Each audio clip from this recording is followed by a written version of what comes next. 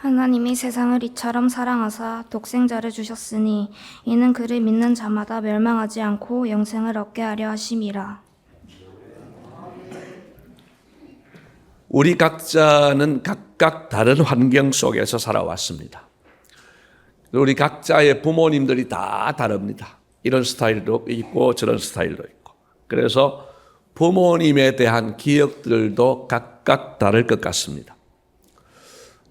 여러분이 이 시간에 여러분의 부모님을 한번 떠올려 보십시오.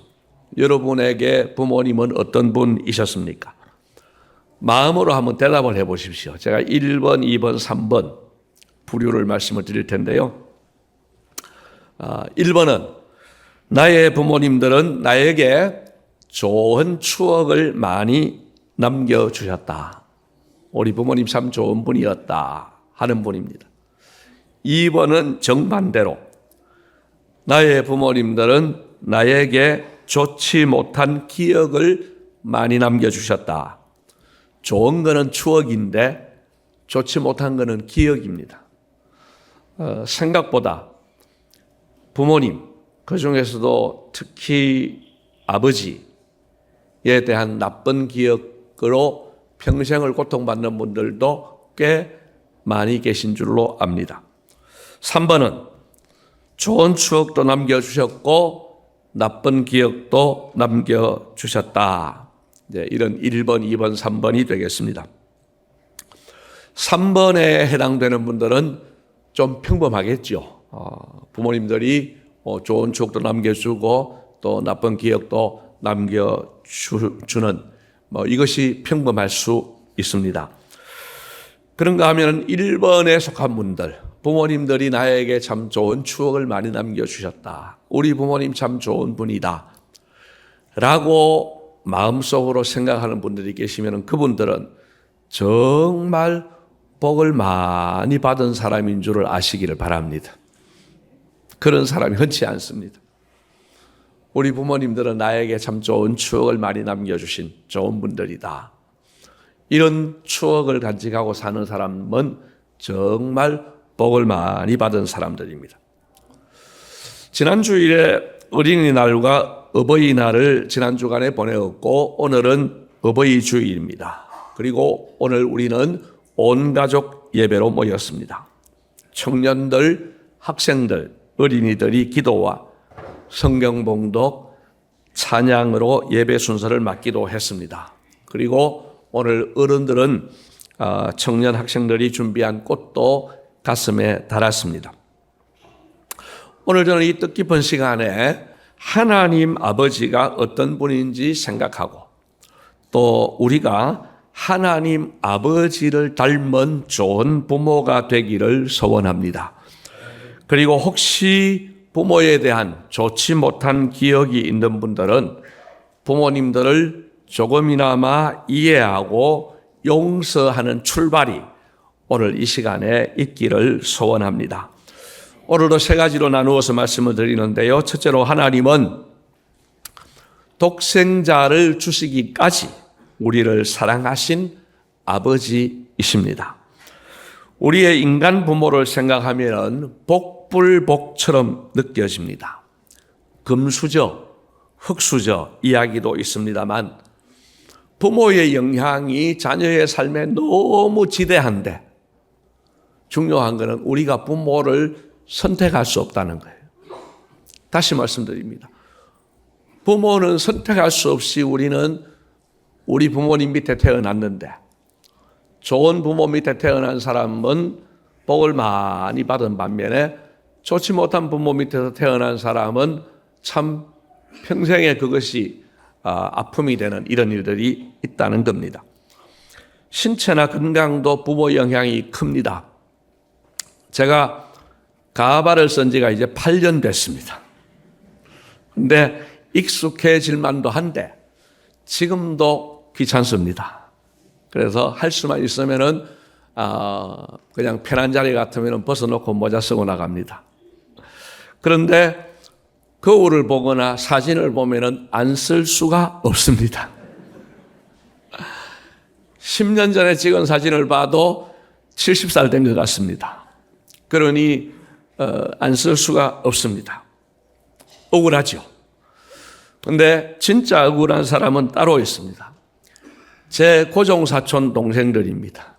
우리 고모님 두 가정이 있는데 그 두 집에 아들 하나씩이 외삼촌 닮아가지고, 외삼촌이 우리 아버지입니다. 외삼촌 닮아가지고 머리가 벗겨졌는데 저보다 더 심해요. 그래가지고 30대에 가발을 쓰고 다니는데 지금은 이제 40대, 50대 됩니다만 억울하지 않습니까? 생각해 보면은 이런 신체적인 것뿐만 아니라 교육 환경도, 성격도, 성장 과정도 생각해 보면은 부모의 영향이 너무 큰 거예요. 심지어는 가족력이라는 게 있지 않습니까? 뭐 부모님이 암병 걸리신 분들 또는 부모님이 당뇨가 있으신 분들 건강검진을 받으러 가도 그것부터 묻습니다. 부모님 중에 암병 걸린 분이 계시냐, 당뇨가 있으시냐, 이거 묻거든요. 왜요? 그 자녀들이 암 걸릴 가능성이 훨씬 높고 또 당뇨에 걸릴 가능성이 훨씬 높다는 겁니다. 그러니 이 부모로부터 좋은 것을 물려받은 사람이 받는 복하고 좋은 것 물려받지 못하고 나쁜 것만 물려받은 사람의 입장에서는 참 이게 불공평하지 않습니까? 그래서 억울할 수 있습니다. 그러나 여러분, 우리에게는 우리를 극진하게 사랑하신 하나님 아버지가 계십니다. 오늘 본문은 이 하나님 아버지의 사랑에 대해서 이렇게 설명을 합니다. 오늘 본문은 역사와 배경이 있는 말씀입니다. 아담이 범죄한 이후 인류는 끊임없이 하나님께 반역을 했습니다. 어떤 분은 이야기합니다. 나는 지금까지 살아오면서 나쁜 짓 한 거 별로 없습니다. 뭐 내 만큼 살면 됐죠. 이렇게 이야기하시는 분들이 계십니다. 여러분, 왕정시대 때 가장 큰 죄가 무엇인지 아십니까? 왕이 다스리던 시대 때 가장 큰 죄는 영모죄입니다. 반역죄입니다. 또 불효 중에 가장 큰 불효는 무엇이겠습니까? 부모님을 향해서 아저씨 누구세요? 아줌마 누구세요? 내 어머니 아버지를 부정하면 그것보다 더 큰 불효는 없을 겁니다. 여러분, 하나님을 믿지 않는다는 것은 그 어떤 죄보다도 큰 죄라는 겁니다. 하나님이 왕이신데 내가 왕이 되겠다. 하나님이 왕이신데 어떤 힘 있는 사람을 왕으로 세우겠다. 물론 제도적인 왕을 부정하는 것은 아닙니다. 하나님을 마음 중심에 왕으로 모시는 사람과 왕으로 모시지 못하는 사람은 큰 차이가 있다는 겁니다. 여러분, 하나님은요, 이 세상의 모든 것 창조하셔가지고 아담에게 선물로 주십니다. 모든 것을 다 선물로 주면서 말씀하십니다. 아담아, 네 마음껏 한번 살아봐라. 그 대신에 하나만 기억해라. 내가 진짜 왕이라는 사실, 하나님이 진짜 왕이라는 사실 하나만 기억해라. 그래서 하나님이 계약서처럼 써주신 것이 선악과입니다. 여러분, 자기 집에 살지 않고 전셋집에 살거나 월세집에 사는 분들 어떻습니까, 여러분? 1년 내가도 주인 의식하지 않고 살아갑니다. 그러나 주인이 있어요. 계약 기간이 되면 집을 비워주든지 재계약을 하든지 그 계약서, 그게 진짜 주인을 인정하는 거예요. 여러분, 하나님이 왜 선악과를 만들어서 그러실 수 있지만 선악과는 하나님이 진짜 왕이십니다. 이걸 인정하라고 하는 하나의 계약서입니다. 모든 것은 네 마음대로 하지만은 진짜 왕은 하나님이다. 이거 하나만 인정해라. 이게 선악과입니다. 그런데 아시는 대로 인간은 선악과를 따먹고 말았습니다. 그리고 이후의 모든 인류들은 늘 내가 왕 되고 싶어서 내 마음대로 살 거야.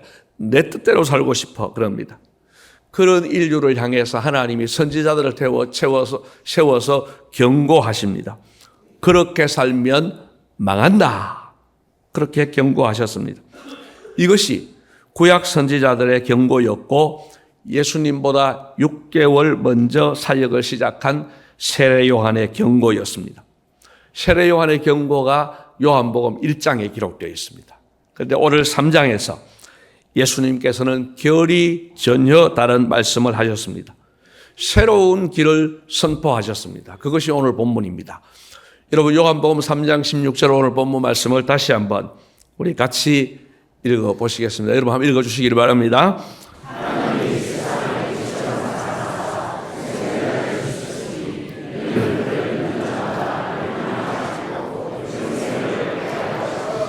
아멘. 저기 지금 두 줄로 되어 있는데요. 앞에 줄은 뭐냐 하면은 하나님이 우리를 얼마나 사랑하시는지를 보여주십니다. 우리 위해서 독생자를 죽이시기까지 사랑하신 하나님이라는 겁니다. 그 다음에 밑에 줄은 그로 인한 그 사랑의 결과로 우리에게 주어지는 혜택입니다. 멸망하지 않고 영생을 얻게 된다는 것입니다. 이것은 시간적으로만 영생을 이야기하는 것은 아닙니다. 우리가 늙어가면서 늙어가는 모습으로 영원을 산다고 하면 그것보다 더한 벌이 없을 거예요. 그런데 여기는 질적인 영생까지 포함하는 겁니다. 여러분 하나님께서 우리를 최상의 상태에서 영원을 살게 하신다 이 말씀입니다. 그 영생을 주신 하나님이 우리의 아버지이십니다. 나의 아버지이십니다. 여러분 이 사실을 믿으시고 인간 아버지 복은 케이스가 다르다 하더라도 하나님 아버지 복을 너무 많이 받은 것을 믿으시기를 주님의 이름으로 축복합니다. 두 번째로 우리는 이런 하나님 아버지를 닮은 좋은 부모로 거듭나야 합니다. 우리는 나름대로 최선을 다하여 자녀를 사랑해 왔습니다. 그러나 우리가 놓친 게 있습니다. 우리는 자녀를 사랑했어요. 그렇지만 우리는 어떻게 사랑하는지는 놓칠 때가 많았습니다. 그래서 정작 자녀들은 부모의 사랑을 실감하지 못하는 안타까운 일들이 많았습니다. 우리는 잘한다고 했는데 그것이 나쁜 결과를 가져오는 일이 많았습니다. 부모 입장에서는 사랑으로 한 일이고 사랑으로 한 말인데 자녀 입장에서는 상처가 되는 경우도 많더라는 것입니다. 사춘기 자녀를 키우는 부모들이 다 느끼고 있습니다만은 참 힘듭니다. 그런데 사춘기 자녀를 키우는 부모들에게 상담 전문가들이 공통적으로 하는 말이 있습니다. 금기사항이 있는데 그거는 정답을 말하지 말아라. 근데 우리는 늘 정답을 말해요. 다 정답을 말해요. 근데 정답 그 애들 다 알고 있다. 그런데 그걸 말해봐야 잔소리밖에 안 된다. 그 대신에 뭘 하라고 하느냐? 소통을 하라고 합니다. 권장사항입니다. 듣고 보니까 맞는 말 같습니다. 저를 포함해서 부모들은 정답을 말해야 될 것 같습니다. 똑바로 가르쳐야지. 뭘 맞는 말이죠. 그래서 결국은 정답을 말하고 맙니다. 지금 공부해야지. 공부가 때가 있지. 인사 좀 큰 소리로 해라. 같이 엘리베이터를 탔는데 다른 어른한테 아버지는 큰 소리로 인사하는데 아들은 인사를 하는 둥 마는 둥 하면은 부모는 속이 터지잖아요. 인사 좀 큰 소리로 해라. 저녁에 일찍 좀 자거라. 또는 게임 좀 그만해라. 다 정답입니다. 말은 맞는 말이에요. 그런데 이런 정답만 계속 말하고 아이는 그걸 듣지 않고 듣는 거 싫어하고 자녀들이 혹은 억지로 따르다 보면 문제가 뭐냐? 더 큰 문제가 생기는데 관계가 깨어질 수 있다는 겁니다. 부모가 잔소리처럼 하지 않더라도 자녀들이 알고 있으니까 기다려주라. 소통만 잘하면 기다려주면은 다 알고 돌아온다라고 이야기를 합니다. 참고로 지금 제 막둥이 아들이 이 자리에 앉아 있습니다. 제가 어떤 말을 해야 되는지 상당히 제 심정이 이해가 되시지요? 제가 이 강단에서 말은 그럴싸하게 하는데 아버지는 제대로 해요. 이제 마음속에 이런 생각이 들면은 참 난감하지 않겠습니까? 네, 저 나름대로는 정답을 가능하면 적게 이야기하려고 하지만 또 표현하죠. 아들 입장에서는 우리 아버지는 맨날 정답만 이야기해 이럴 수도 있습니다. 그래서 제가 그 강의를 들은 기념으로 추억을 좀 만들어줘야 되겠구나 생각해가지고 큰맘 먹고 야구장 한번 가자 이래 해놓았습니다. 우리 아들하고 소통되는 게 야구예요, 야구. 여러분, 우리는 자녀들에게 참 사랑하는 법을 많이 배워갈 필요가 있습니다. 어떤 엄마의 글을 읽었습니다. 아들이 사춘기의 절정인 중2가 되었는데 아들이 말을 안 하고 겨우 말을 하면은 예, 아니요 만 하더라는 겁니다. 그래서 아들의 말에 상처를 받아서 울기도 많이 했답니다. 그러면서 그 엄마가 가장 절실한 게 있는데 그게 뭐냐 하면은 사춘기 언어 번역기라는 거예요. 번역기. 여러분 영어 번역기처럼 자가 영어를 말하면 요즘 번역기가 있어가지고 다 번역해 줘요. 근데 사춘기 말은 번역이 안 되더라는 거예요. 알아들을 수가 없다는 거예요. 예를 들면 오늘 킹 받았어 이런데요. 킹 받은 게 뭐냐 킹. 그 보니까 이게 화나는 일이 있었다고. 그게 이제 킹 받았다는 말로 표현한다네요. 엄마는 당연히 묻습니다. 그게 뭔 뜻이야? 아들이 하는 말이 됐어. 말이 안 통해. 좀 검색 좀 해봐. 이러더라는 거예요. 엄마가 울기도 하고 이러다가 그때부터 엄마가 이 아들 또래의 언어를 익히기 시작했답니다. 힘들게 몇 달 정도 공부를 하고 나니까 아들의 말을 알아들을 수 있더래요.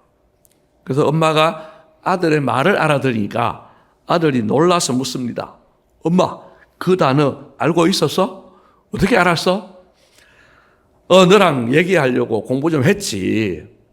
그랬더니만 아이가 표정이 달라지더라는 거예요. 그때부터 마음문을 열고 매일 아들과 함께 소통하는 그런 행복한 모자가 되었다는 글을 읽었습니다. 부모 여러분, 자녀들을 향한 우리의 사랑이 부족하지는 않을 겁니다. 그러나 그 사랑이 제대로 전해지지 않으면 자녀들은 그 사랑을 모를 수 있습니다. 이제 부모인 우리가 자녀들의 눈높이에 맞춰서 사랑하는 법을 배워야 할 필요가 있습니다. 요즘 소통에 대해서나 이런 가족 간의 관계에 대한 강의로 아주 유명한 김창옥 교수라는 분이 있습니다. 이분이 젊어서 어려서 상처를 많이 받고 자란 사람인데 그 아버지에 대한 기억이 참 안 좋은 것들이 너무 많은데 그래도 그런 이야기를 해요.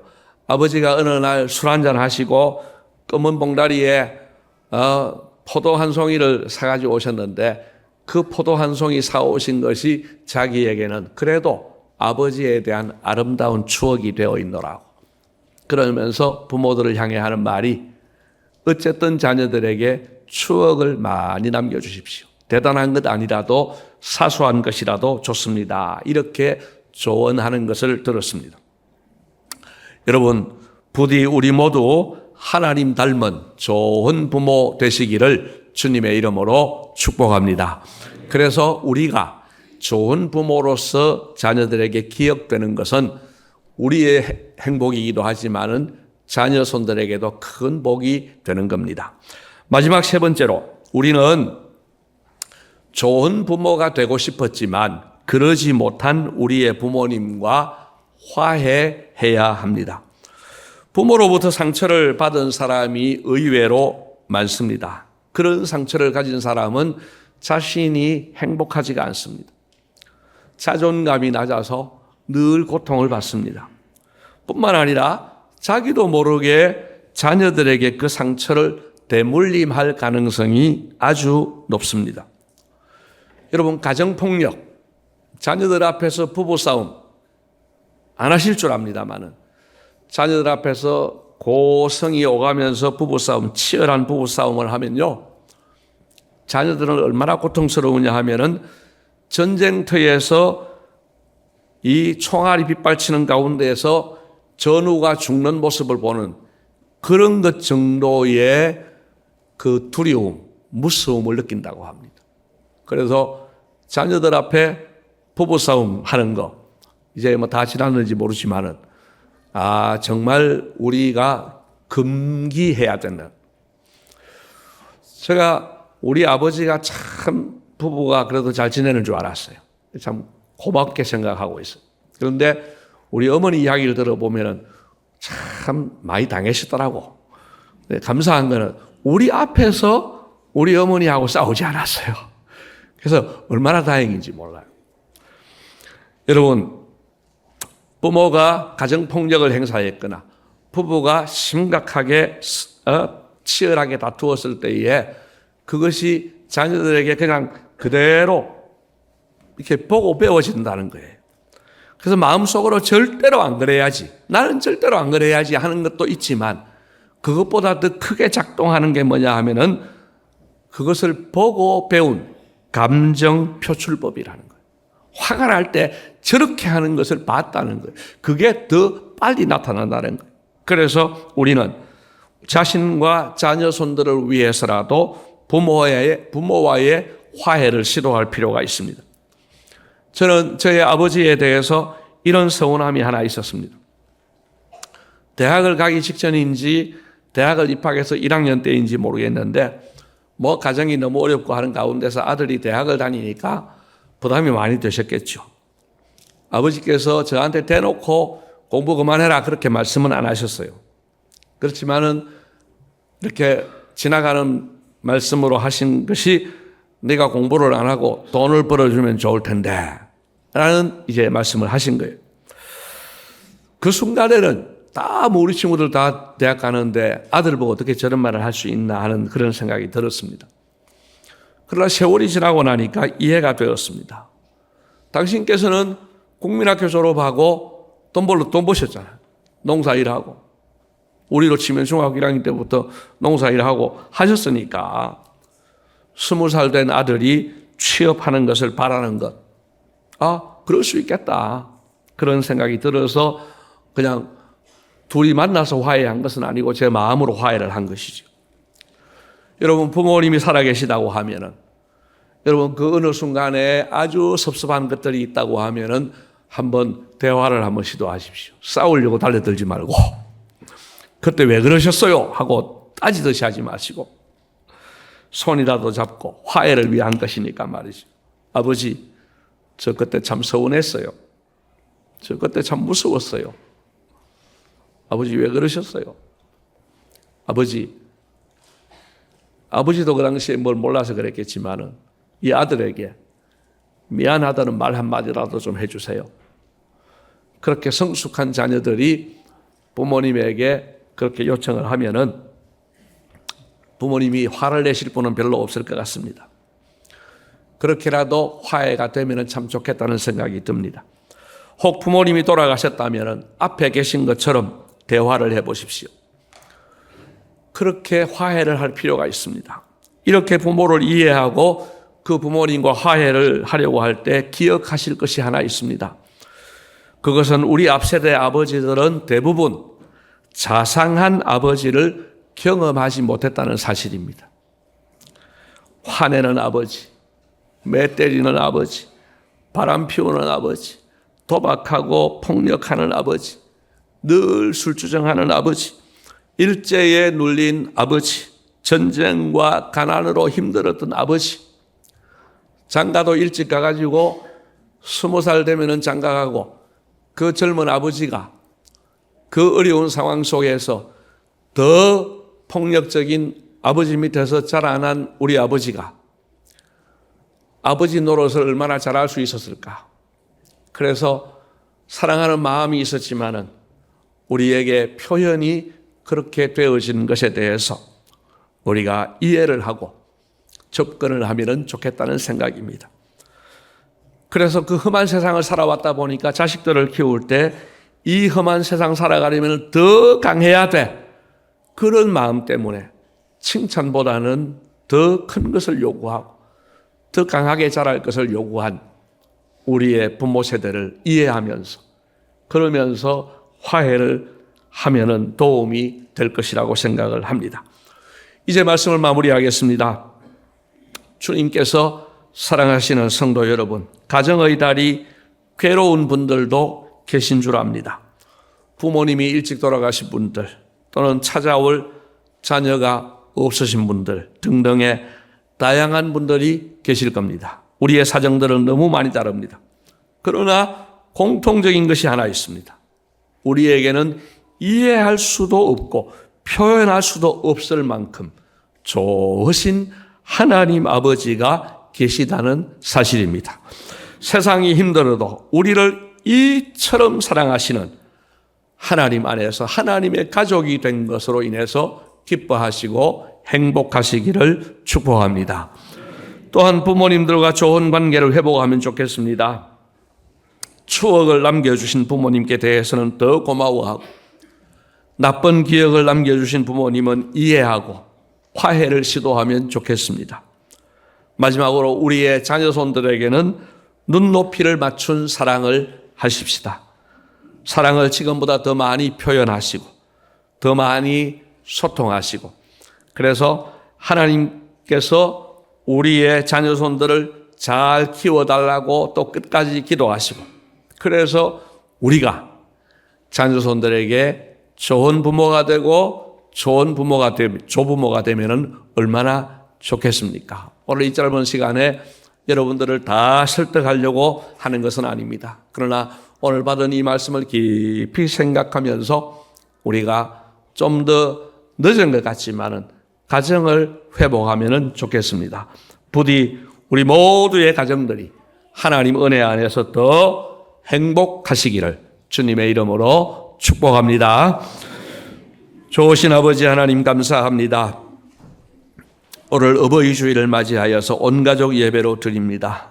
우리 각자의 부모님들이 너무 달라서 부모님들에 대한 기억도 추억도 다 다르지만 하나님 아버지가 내 아버지라는 사실을 기억하면서 위로받게 하시고 하나님 새 힘을 얻게 하여 주시옵소서. 주님, 좋은 추억을 남겨주신 부모님께 감사하게 하시고 또 나쁜 추억을 남겨주신 부모님들과는 화해하는 지혜를 허락하여 주옵소서.